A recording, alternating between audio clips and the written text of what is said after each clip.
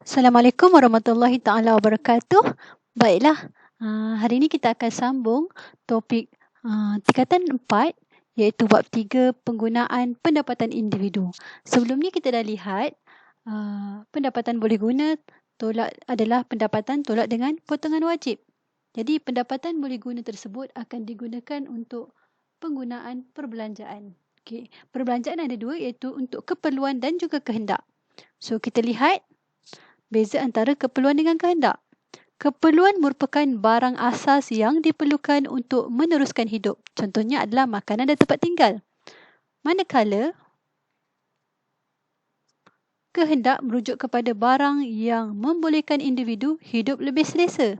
Contohnya barang kemas dan juga perabot jati. Kedua-duanya adalah untuk memaksimumkan kepuasan. Seterusnya perbezaan antara keperluan dengan kehendak. Sekiranya soalan bahagian A kertas 2, perbezaan lebih baik untuk pelajar membuat dalam bentuk jadual. Keperluan diperlukan untuk terus hidup manakala kehendak untuk hidup dengan lebih selesa. Keperluan mesti dipenuhi manakala kehendak tidak semestinya dipenuhi. Barang keperluan biasanya kuantitinya terhad manakala barang kehendak kuantitinya tidak terhad. Barang keperluan seperti makanan biasanya dikawal oleh kerajaan, manakala barang kehendak tidak dikawal oleh kerajaan. Seterusnya, barang keperluan tidak dipengaruhi oleh saiz pendapatan. Bermaksud orang kaya ataupun orang berpendapatan rendah tetap memerlukan barang keperluan untuk meneruskan kehidupan. Manakala barang kehendak dipengaruhi oleh saiz pendapatan. Hanya orang yang mampu saja boleh beli barang kehendak. Contoh barang keperluan adalah makanan, tempat perlindungan dan juga pakaian. Manakala barang kehendak contohnya adalah kereta mewah, telefon bimbit dan lain-lain. Jadi, terdapat perbezaan antara barang keperluan dengan kehendak. Dari segi jenis barang, harga barang, penghidupan, barang pengganti dan juga bilangan barang.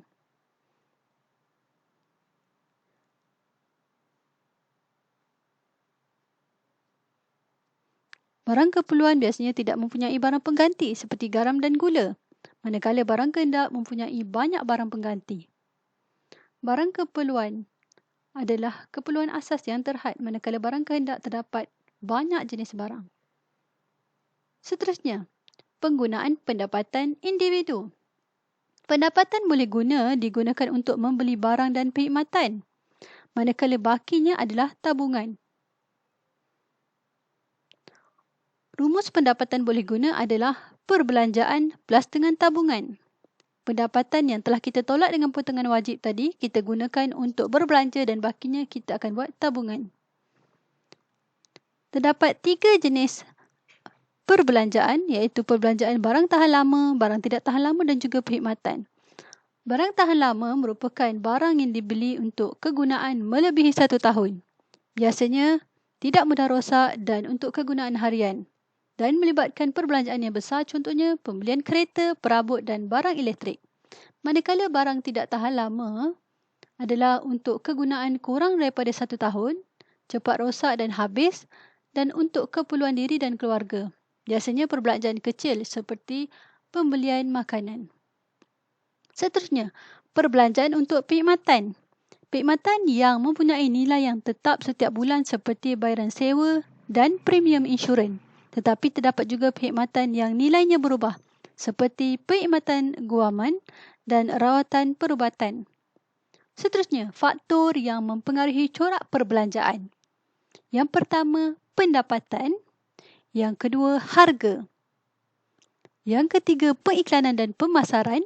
Yang keempat, barang pengganti. Dan yang kelima, citarasa dan segmen pasaran. Kita akan lihat lebih mendalam bagaimana faktor-faktor ini mempengaruhi cara pengguna berbelanja. Yang pertama, pendapatan. Peningkatan kuasa beli disebabkan oleh peningkatan pendapatan akan menyebabkan peningkatan terhadap permintaan dan perbelanjaan masyarakat. Manakala corak perbelanjaan orang yang berpendapatan tinggi adalah lebih tinggi berbanding dengan orang yang berpendapatan rendah. Biasanya orang yang berpendapatan tinggi berbelanja untuk perkhidmatan. Contohnya adalah makan di restoran, perkhidmatan perhotelan dan sebagainya. Manakala golongan yang berpendapatan rendah, perbelanjaannya lebih tertumpu kepada barang keperluan seperti perumahan dan barang makanan. Jadi, dua kriteria iaitu dari segi pendapatan bagaimana ia boleh mempengaruhi corak perbelanjaan pengguna iaitu semakin tinggi pendapatan, semakin tinggi perbelanjaan. Orang yang berpendapatan tinggi berbelanja untuk barang mewah ataupun barang kehendak, manakala orang yang berpendapatan rendah lebih tertumpu kepada barang keperluan. Seterusnya, faktor harga. Harga mungkin boleh berubah disebabkan oleh faktor permintaan, faktor penawaran dan juga kadar pertukaran ringgit Malaysia dan juga disebabkan oleh harga minyak dan juga dasar percukaian. Contohnya, harga barang meningkat disebabkan oleh permintaan melebihi penawaran. Manakala apabila penawaran melebihi permintaan, harga akan turun. Contoh lain untuk pertukaran ringgit Malaysia, apabila kita membeli barang import, apabila nilai ringgit Malaysia jatuh, maka harga barang import akan jadi mahal. Begitu juga dengan harga minyak. Kebanyakan barang sangat dipengaruhi dengan harga minyak disebabkan oleh kos pengangkutan. Jadi bila harga minyak meningkat, jadi menyebabkan kebanyakan harga barang di pasaran akan meningkat. Begitu juga dengan dasar cukai seperti GST dan SST. Seterusnya, corak perbelanjaan pengguna tidak banyak berubah dengan perubahan harga barang keperluan. Sekiranya yang berubah itu adalah barang keperluan, pengguna tetap membeli disebabkan ia adalah untuk meneruskan kehidupan. Sebaliknya, jika harga barang kehendak meningkat, maka ia sangat mempengaruhi corak perbelanjaan pengguna yang mana kemungkinan pengguna terus tidak beli barang kehendak tersebut. Seterusnya, barang pengganti. Barang pengganti adalah barang yang mempunyai fungsi penggunaan yang sama. Barang kehendak mempunyai banyak barang pengganti berbanding barang keperluan asasi. Contohnya, peningkatan harga Apple menyebabkan pengguna beralih kepada membeli buah oren. Oleh kerana barang keperluan seperti garam, gula dan ubat tidak mempunyai pengganti yang hampir, maka pengguna terpaksa meneruskan pembelian barang keperluan walaupun harga meningkat. Seterusnya, pengiklanan dan pemasaran, iaitu aktiviti menyalurkan barang kepada pengguna akhir. Melalui pelbagai saluran seperti pemborong peruncit atau melalui pemasaran langsung di mana pengguna dapat memperoleh barang dengan mudah dan bermutu. Pemasaran yang tidak langsung disebabkan oleh liputan internet secara meluas telah mendorong pertumbuhan aktiviti e-dagang. Contohnya kita membeli melalui Facebook, Instagram, Lazada, Shopee dan lain-lain. Jadi pengiklanan adalah komunikasi pujukan melalui pelbagai media sama ada bercetak atau elektronik untuk menyampaikan maklumat tentang sesuatu produk. Jadi pengiklanan yang berkesan akan mempengaruhi corak kita berbelanja. Semakin mudah nak beli barang, klik saja. Ya, bayaran pun secara online, maka semakin banyaklah kita berbelanja. Seterusnya, citarasa dan segmen pasaran. Pengguna akan membeli barang atau perkhidmatan yang memenuhi citarasa bagi mencapai kepuasan maksimum. Citarasa pengguna biasanya berbeza mengikut kaum, umur jantina, pendapatan dan sebagainya. Pasaran dibahagikan kepada sub-unit yang kecil berdasarkan kumpulan pengguna kita panggil sebagai segmen pasaran. Contohnya segmen pasaran kita bahagikan kanak-kanak, remaja, dewasa dan juga orang yang lebih tua. Contoh lain, pencuci muka dijual untuk segmen pengguna yang berbeza seperti pengguna yang ada masalah muka sensitif dan juga yang berjerawat. Seterusnya, kita lihat pula kaedah pembayaran untuk pembelian barang. Terdapat dua kaedah pembayaran iaitu yang pertama, bayaran secara tunai. Bermaksud, pelanggan membayar wang tunai sebaik saja barang dan perkhidmatan diterima. Kelebihan, sekiranya kita membeli secara tunai, biasanya harga lebih murah kerana tidak dikenakan faedah. Seterusnya, pengguna boleh berbelanja secara berhemat kerana ada had berdasarkan wang yang dimiliki. Biasanya kalau beli secara tunai akan diberi diskaun. Dan bayaran tunai diterima secara meluas berbanding dengan bayaran kredit. Tidak semua kedai menerima pembayaran secara kredit. dan barang yang dibayar terus menjadi hak milik pembeli. Tetapi kelemahannya adalah kemungkinan kita tak mampu nak membeli barang secara tunai, terutamanya barang mewah, dan tidak dapat melindungi individu daripada kesan inflasi. Kurang sesuai untuk membeli barang mahal dan melibatkan jumlah wang yang banyak. Contohnya nak beli kereta dengan rumah yang harga ratusan ribu, tak sesuai untuk kita membawa wang tunai disebabkan wujudnya risiko kehilangan tunai dan tiada jaminan untuk dapatkan balik wang tunai yang telah dicuri tadi. Kemudian, biasanya perkhidmatan selepas jualan sukar didapati kerana penjual dah tukar hak milik, jadi dia tak nak bertanggungjawab kepada barang tersebut. So, pembeli kena tanggung. Seterusnya, bayaran yang kedua iaitu secara kredit, iaitu bayaran yang ditangguh untuk tempoh masa tertentu dan boleh dijelaskan secara ansuran. So, kelebihan bila kita buat bayaran secara hutang tadi, secara kredit ataupun secara hutang adalah dapat meringankan beban kewangan sebab kita bayar secara ansuran dan kita dapat gunakan barang walaupun belum habis bayar. Seterusnya, kita boleh buat perancangan perbelanjaan sebab kita dah tahu dah berapa komitmen bulanan ataupun ansuran bulanan yang kita dah kena bayar. Kemudian taraf hidup pengguna meningkat sebab dapat menggunakan barang yang mahal dengan bayaran yang minimum. So, taraf hidup ni maksudnya adalah kebolehan untuk membeli barang. So, bila kita mampu membeli barang, so kita dapat gunakan barang, so taraf hidup kita pun dapat ditingkatkan. Kemudian kita juga boleh menjana pendapatan dengan barang yang kita beli. Contohnya kita beli mesin basuh secara kredit. Kita boleh gunakan memberikan perkhidmatan dobi. So, boleh menjana pendapatan. Kelemahan dia adalah biasanya kena bayar lebih mahal sebab kena bayar faedah. Dan dia akan mendorong perbelanjaan melebihi kemampuan dan kemungkinan berlaku pembaziran. So, bila kita tahu kita boleh beli tanpa kita bayar dulu, kemungkinan kita berbelanja secara berlebihan.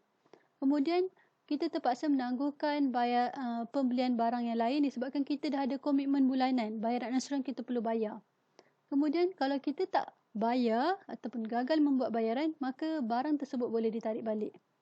Seterusnya, bila kita ada membuat pembayaran secara kredit, jadi ada beberapa future ekonomi yang kita perlu faham. Okay, yang pertama adalah bayaran pendahuluan, iaitu sejumlah wang yang perlu dibayar oleh pengguna apabila membeli sesuatu barang. Contohnya, kalau kita nak beli kereta harga RM100,000, kita kena bayar deposit contohnya RM10,000. 10% RM10,000. Bergantung kepada harga barang dan juga pertimbangan penjual, perlu dipulangkan kepada pembeli jika barang tidak dapat diserahkan dalam tempoh yang ditetapkan dan bayaran pendahuluan akan dihapus kira oleh penjual sekiranya kewajipan pengguna tidak ditunaikan. Contohnya pengguna tiba-tiba cancel last minute dan sebagainya, mungkin deposit tu burn lah. Okay, next. Kadar faedah. Ia ditentukan oleh pihak yang memberi kemudahan kredit, contohnya bank. Okay, jumlah faedah bergantung kepada tempoh bayaran. Makin lama kita pinjam, 10 tahun, 20 tahun, 30 tahun, makin tinggilah kadar faedah. Okay, charge kewangan. Charge kewangan ni adalah untuk pemegang kad kredit di atas baki yang belum dijelaskan selepas tamat tempoh. Dan dikira berdasarkan baki harian. Dia punya interest dia ikut hari. Sebab tu kad kredit ni charge dia tinggi ya. Kalau lambat bayar. Okey, next. Jumlah yang perlu dibayar adalah baki harga selepas ditolak pendahuluan dan ditambah dengan faedah. Macam cikgu cakap tadi, contohnya beli kereta RM100,000, bila kita bayar deposit RM10,000, so kita harga belian RM100,000 tolak deposit RM10,000, so jumlah pinjaman kita RM90,000.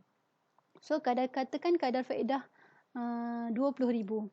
Jadi jumlah yang kita perlu bayar adalah RM90,000 campur dengan RM20,000. Kadar faedah adalah RM110,000. Baiklah. Seterusnya kita lihat pula belanjawan peribadi. Belanjawan peribadi merupakan anggaran perbelanjaan berdasarkan anggaran pendapatan boleh guna untuk suatu jangka masa tertentu. So tujuan kita buat belanjawan peribadi ni adalah supaya perbelanjaan kita tidak melebihi pendapatan boleh guna. Dan juga untuk kita capai matlamat kewangan yang kita nak capai dalam jangka masa tertentu. Contohnya kita nak ada simpanan RM100,000. Contohnya lain kita nak beli kereta cash dalam masa 5 tahun contohnya. So tujuannya untuk kita capai matlamat kewangan tertentu lah. So biasanya matlamat kewangan tertentu adalah yang pertama disebabkan oleh keinginan kita. Yang kedua mungkin sebabkan umur, kedudukan kewangan dan last sekali minat individu. Ada orang dia suka, dia ada impian nak jadi kaya. Ada orang dia nak ada impian dia nak ada 5 biji rumah dalam masa 10 tahun. Seterusnya, kepentingan matlamat kewangan. Kenapa kita kena ada matlamat dalam kewangan kita? Yang pertama, supaya kita dapat berbelanja secara berhemah, supaya kita dapat memahami nilai sebenar wang. So, nilai duit kita ni sebenarnya makin sikit. Supaya kita sekurang-kurangnya ada simpanan dan juga mempunyai lebihan setiap bulan. So, macam mana kita nak sediakan belanjawan peribadi? Yang pertama, kita kena kenal pasti pendapatan dan potongan wajib. Contohnya kita ada gaji bekerja, kita ada berniaga online, mungkin kita ada pendapatan sewa. Jadi, kita jumlahkan semua jenis pendapatan dan potongan wajib. Okay. Seterusnya, kita mencatatkan semua perbelanjaan yang perlu dilakukan. Kemudian, kita susun mengikut perbelanjaan tetap, perbelanjaan harian dan perbelanjaan luar jangka. Susun ikut keutamaan. So, perbelanjaan yang penting diutamakan. Sekiranya ada yang tak penting, melebihi daripada pendapatan, so kita boleh tangguhkan. Kita kena imbangkan anggaran pendapatan boleh guna dan perbelanjaan dan kena pastikan perbelanjaan tidak melebihi pendapatan boleh guna dan mendapat tabungan. Baiklah, ini adalah contoh belanjawan peribadi. Pernah keluar soalan, dia minta untuk buat bina belanjawan peribadi. Jadi, kena ikut format. Yang pertama sekali, tajuk belanjawan peribadi. Bulan berapa, tahun berapa. Okay, yang pertama, senaraikan pendapatan. So, punca pendapatan, contoh gaji, sewa, faedah, untung dan sebagainya. Tuliskan jumlah dia. Okay, jumlah kolom kedua, jumlah pendapatan, contoh kat sini 8,000. Kemudian senaraikan potongan wajib. Contohnya KWSP, PKSO, zakat, cukai. So, jumlahkan potongan wajib. Jumlah dia letak ke kolom kedua. Jadi, jumlah pendapatan tolak dengan potongan wajib, kita akan dapat pendapatan boleh guna. Saya ulang balik. Jumlah pendapatan tolak dengan potongan wajib akan dapat pendapatan boleh guna. Seterusnya, perbelanjaan. Senaraikan perbelanjaan mengikut keutamaan. Kemudian, jumlahkan perbelanjaan. Okey. Pendapatan boleh guna tolak dengan perbelanjaan. So, dia akan jadi kat sini baki simpanan. So, kita ada baki kat sini 800 ni sebagai simpanan. Okey. Belanjawan peribadi yang bagus, yang baik, haruslah mempunyai lebihan ataupun baki sebagai simpanan. So, perlu ada baki. Barulah ia menunjukkan bahawa belanjawan peribadi itu bagus. Dan pernah keluar soalan, dia suruh baiki belanjawan peribadi disebabkan negatif. So, yang pertama sekali adalah potong mana-mana perbelanjaan yang tidak penting. Potong dan pastikan ada baki untuk tujuan simpanan ataupun pelaburan. Baiklah, kepentingan belanjawan peribadi. Yang pertama, supaya kita boleh merancang perbelanjaan mengikut pendapatan. Yang kedua, mengelakkan daripada berhutang. Kita belanja tanpa berfikir, belum sampai gaji bulan depan dah tak cukup duit, terpaksa pinjam pula untuk meneruskan kehidupan, nak beli makanan dan sebagainya. Kemudian, membantu mengawal kenaikan harga barang. Bila kita berbelanja secara berlebihan ataupun berbelanja banyak, demand meningkat nanti akan menyebabkan berlaku inflasi ataupun kenaikan harga secara berterusan. Seterusnya, menggalakkan perbelanjaan secara berhemah. So, kita boleh belanja ikut keperluan kita. Kemudian, kita boleh selaraskan perbelanjaan ikut pendapatan boleh guna. Kemudian, membantu individu untuk membuat tabungan. Dan last sekali, mendahulukan perbelanjaan yang penting ataupun mengelakkan berlakunya pembaziran. Seterusnya, bila kita dah ada lebihan tadi, kita rancang pula bagaimana kita nak menyimpan duit tadi. Okay, yang pertama adalah strategi simpanan menggunakan bank perdagangan. Okay, biasanya kita tahu dalam perkhidmatan bank perdagangan ada 3 jenis akaun semasa, tabungan ataupun simpanan tetap. Biasanya kita akan, kalau kita tujuan kita adalah untuk melabur, untuk mendapat ganjaran, kita akan simpan dalam akaun tetap sebab dibayar faedah yang tinggi. Okay. Selain itu juga kita boleh simpan dekat bank Islam. So, banyak kemudahan bank Islam. Akaun simpanan, wadiah, alfa, deposit. Ini ada deposit simpanan tetap pun tak ada juga. So, bank Islam juga menawarkan keuntungan berdasarkan perjanjian. Selain itu juga kita boleh simpan di BSN. Ada banyak simpanan akaun gairo, akaun tabungan, simpanan tetap, sijil, simpanan premium dan sebagainya. BSN juga menawarkan faedah ataupun dividen. Selain itu juga kita boleh simpan di mana? Di bank tabung haji, iaitu dibuka kepada semua warga negara Malaysia yang beragama Islam, dan biasanya bonus dan juga dividen juga agak tinggi lah. Kemudian unit amanah. Unit amanah seperti ASN, Amanah Saham Nasional, ASB dan juga banyak lagi unit amanah swasta seperti Public Mutual, CIMB Wealth Advisor dan sebagainya. Jadi kalau kita beli unit amanah, so kita akan terima dividen dan bonus. Seterusnya kita beli saham koperasi.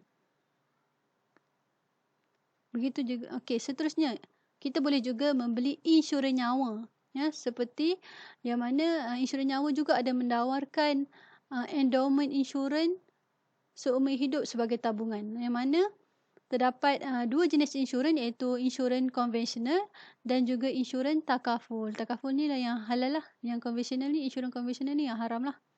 So, pemegang polisi dapat perlindungan daripada risiko dan juga dapat dividen sebagai pulangan. So, instead kita sekadar beli insurans nyawa, dia juga ada sistem untuk simpanan lah. Seterusnya syarikat kewangan.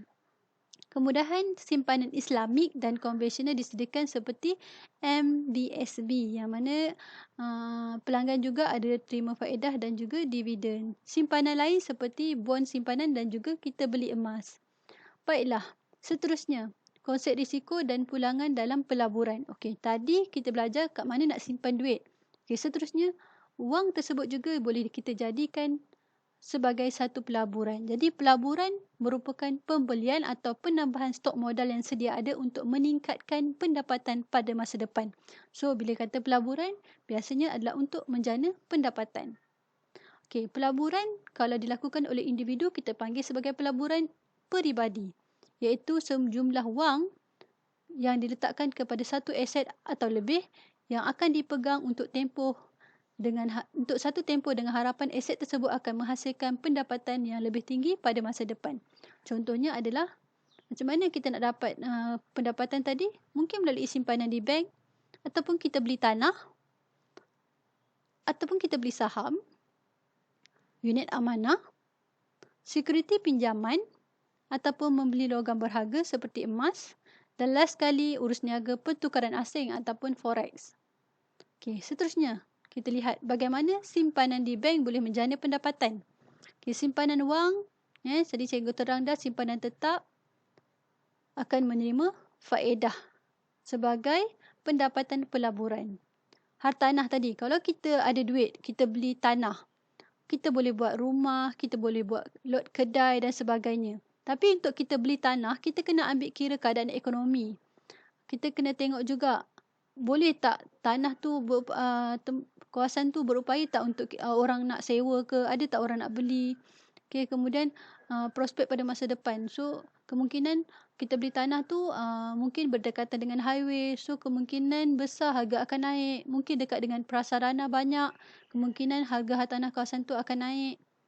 Okay, kemudian selain tu juga individu boleh menerima sewa atau keuntungan modal, iaitu kenaikan nilai hartanah sebagai pendapatan pelaburan. Okey, contohnya kita beli tanah sekarang, 5 tahun depan mungkin harga dia nak naik 2 kali ganda. So, itu adalah kita panggil keuntungan modal. Tapi dalam masa yang sama, kalau kita sewakan tanah tu pun kita boleh dapat pendapatan sewa. Saham. So, kita juga boleh membeli saham syarikat untuk mendapatkan dividen. So, contoh soalannya mungkin dia akan bagi, contohnya Encik Ahmad ada 1 juta. So, cadangkan jenis-jenis pelaburan. So, mungkin kita boleh cakap dekat dia, kalau ada 1 juta mungkin 200 ribu beli tanah, beli saham. Lepas tu kita kena bagi tahulah kenapa. Macam tanah tu mungkin kita boleh jual, kita boleh sewakan. Okay. Kemudian, beli unit amanah. Unit amanah ni, macam mana nak belinya? Okay, syarikat pengurusan unit amanah, dia kumpul dana individu yang melabur, kemudian melabur dana tersebut dalam portfolio pelaburan yang mana diuruskan oleh pelaburan profesional ataupun orang profesional yang dia dah faham tentang pelaburan. So, unit amanah ni macam satu tabung lah. So, ulah ramai simpan duit dalam tabung. Kemudian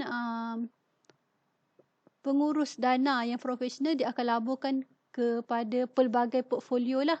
Mungkin melabur di saham syarikat, mungkin beli hartanah dan sebagainya. So, antara kelebihannya adalah saham tersebut diuruskan oleh golongan profesional. So, untuk memastikan supaya risiko untuk kerugian tu rendah dan juga kita dapat untung yang lebih tinggi lah. Kemudian individu akan menerima dividen dan keuntungan modal iaitu kenaikan nilai unit amanah. Sebagai contohnya, kita beli satu unit amanah mungkin harga RM1 sekarang. Mungkin 5 tahun akan datang nilai dia jadi RM2. So kalau kita beli 1 juta unit sekarang dengan harga RM1, mungkin apabila harga unit amanah tu jadi RM2, so kita ada keuntungan. So kita jual balik dengan harga 2 juta. Okey, itu kita panggil peningkatan RM1 tu adalah keuntungan modal. Tapi kalau ASB, dia harganya diikatlah kepada RM1 satu unit. Seterusnya, sekuriti pinjaman.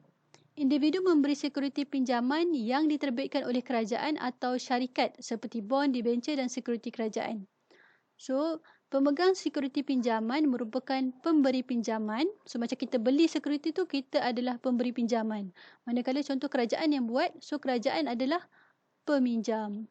Jadi, individu akan menerima faedah sebagai pendapatan pelaburan dan mendapat semula jumlah pinjaman pada tarikh matang. So, kita akan dapat faedah plus dengan modal balik lah bila dah tamat tempoh.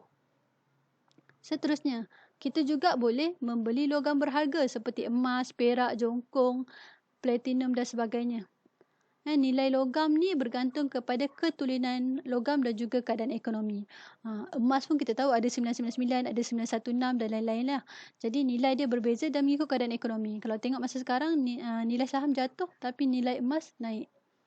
Okay, kemudian individu akan menerima keuntungan modal iaitu kenaikan nilai logam berharga. Contohnya kita beli 10 tahun lepas emas 916 1 gram RM190. Sekarang harganya RM245. So kenaikan harga tu merupakan keuntungan modal. Seterusnya urus niaga forex iaitu pembelian satu mata wang dengan menukarkan atau menjual satu mata wang lain. Contohnya mata wang dolar Amerika dibeli dengan menukarkan ringgit Malaysia dan dijual semula apabila nilai meningkat.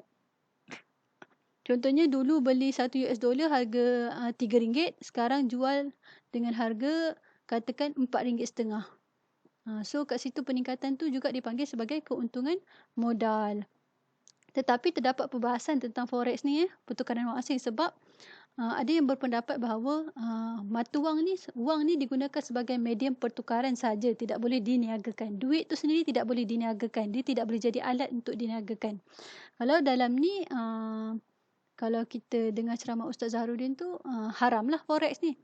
Tapi bergantung kepada pegangan masing-masing. Tetapi sekiranya ada instrumen lain yang boleh digunakan, cikgu cadangkan untuk pakai instrumen lain lah untuk yang beragama Islam. Okey, seterusnya konsep risiko dan pulangan. Okey, risiko ni adalah ketidakpastian, kemungkinan rugi ataupun untung. So risiko ni berbezalah. Biasanya kita boleh bagi cadangan kepada orang simpanan tetap sebab simpanan tetap ni dia bebas risiko sebab dia ada insurans. Dia dilindungi oleh Perbadanan Insurans Deposit Malaysia sebanyak RM250,000. Kemudian sekuriti kerajaan. So bila kerajaan yang keluarkan sekuriti tersebut, so biasanya dia dah bebas risiko sebab dia dijamin oleh kerajaan. Seterusnya unit amanah. Sebab dia diuruskan oleh pasukan pelaburan profesional. So orang-orang yang profesional yang uruskan, yang pandai buat pelaburan. Okay, kemudian tahap risiko saham tinggi. Sebab apa? Dia terdedah dengan turun naik harga saham yang bergantung kepada prestasi syarikat dan juga keadaan ekonomi. Forex juga mempunyai risiko tinggi sebab terdedah dengan turun naik harga ekonomi di dunia. So kita ni nak melabur, kita tengok kita ni macam mana. Sanggup menerima risiko ataupun tidak. Okey, pulangan pelaburan iaitu keuntungan yang diperoleh oleh pelabur daripada aktiviti pelaburan. Terdapat dua jenis pulangan iaitu pendapatan pelaburan seperti faedah dan sewa ataupun keuntungan modal iaitu kenaikan nilai aset. Contohnya harga tanah meningkat ataupun harga emas meningkat. Hubungan antara risiko. Biasanya pelaburan yang risiko tinggi akan membawa pulangan yang tinggi, manakala yang berisiko rendah, pulangan dia lebih rendah. Jadi hubungan dia adalah positif. Risiko tinggi, pulangannya tinggi. Okay, perbandingan tahap risiko, pulangan dan kecairan antara pelbagai pelaburan peribadi. Tahap risiko, pulangan dan kecairan antara pelbagai jenis pelaburan akan dipertimbangkan oleh individu yang rasional untuk mengenal pasti bentuk pelaburan yang sesuai dengan matlamat kewangan. Contohnya, pelaburan hartanah atau logam adalah pilihan individu untuk mendapat pulangan jangka masa panjang. Kita tak boleh beli emas, kita tak beli tanah dengan harapan nak untung esok atau bulan depan. Biasanya ia adalah untuk pelaburan jangka masa panjang. Manakala pelaburan saham adalah sesuai untuk individu yang ingin mendapat pulangan dalam jangka masa yang singkat. Selain itu, sifat individu sama ada sanggup menanggung risiko ataupun tak nak risiko. Itu juga mempengaruhi cara dia memilih jenis-jenis pelaburan. Manakala tahap kecairan iaitu keupayaan aset yang dilaburkan untuk ditukar menjadi tunai juga perlu dipertimbangkan. Contohnya, boleh tak kita beli emas hari ni, esok nak jual. Kecairan tu adalah untuk tukarkan aset tu jadi tunai. So, selain itu juga penting untuk kita pelbagaikan portfolio pelaburan supaya dapat mengurangkan risiko. Sebab tu Warren Buffett cakap, don't put egg in one basket. Jangan melabur dalam satu tempat. So, pelbagaikan supaya dapat kurangkan risiko. Kalau rugi satu, at least ada yang lain sebagai backup. Okey, perbandingan ya. Simpanan tetap, bebas risiko, tahap pulangan dia rendah lah. Sekuriti kerajaan bebas risiko, sama juga pendapatan dia, tahap pulangan dia rendah. Unit amanah, rendah risiko, rendah pulangan. Hartanah, tahap risiko rendah, ini pulangan jangka masa pendek dia rendah lah. Okey. Forex, tahap risiko dia tinggi, jadi pulangan dia tinggi. Baiklah, setakat itu saja dari cikgu. Semoga kamu dapat memahami dengan lebih baik. Dan jangan lupa teruskan untuk dengan latihan yang akan cikgu berikan. Okey, thank you kelas. Assalamualaikum.